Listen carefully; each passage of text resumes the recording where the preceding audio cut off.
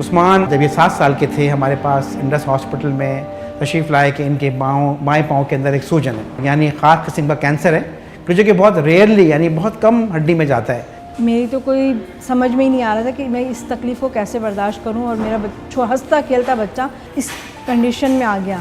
फिर डॉक्टर ने काफ़ी मुझे हौसला दिया, समझाया कि देखिए अब आप हिम्मत से काम लीजिएगा, बच्चा आपका ये है कि माजूर भी हो सकता है, बहुत हिम्मत करनी पड़ेगी आपको। मैं ये सोचने लगी कि मैं कैसे इलाज कराऊंगी।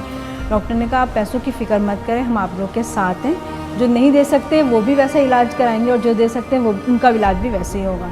मैंने उस सब चीज़ से लड़ा, सही से लड़ा।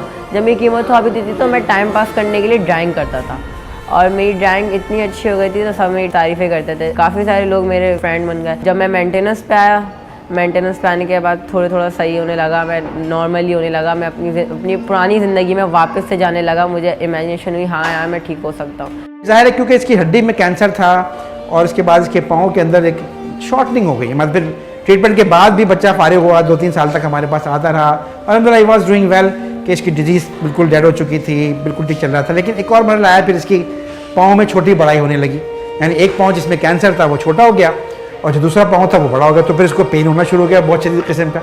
तो यहाँ पर फिर दोबारा अल्हम्दुलिल्लाह इंडस हॉस्पिटल उसकी मदद को आया कि हमारे पास एक रोबस्ट ऑर्थोपेडिक डिपार्टमेंट है कि जिसने फिर इसकी लिम्ब की शॉर्टनिंग और उसको बराबर किया और अल्हम्दुलिल्लाह अब वो बगैर किसी सहारे के और बगैर किसी दर्द के एक क्वालिटी ऑफ लाइफ गुजार रहा है। जब ऑपरेशन हुआ तो उसमें वो बिल्कुल सेट हो गया था। फिर जब मैं हुआ तो तकरीबन 1 महीना एडमिट रहा और वो एडमिट में भी मुझे इतना पेन होता था, वो सारी बातें याद आती थी। मैं उन सबको इग्नोर करके फिर से ड्राइंग करना स्टार्ट करता था, बिल्कुल सी अपनी टांग हिलाने से तक धरता था, पेन बहुत होता था।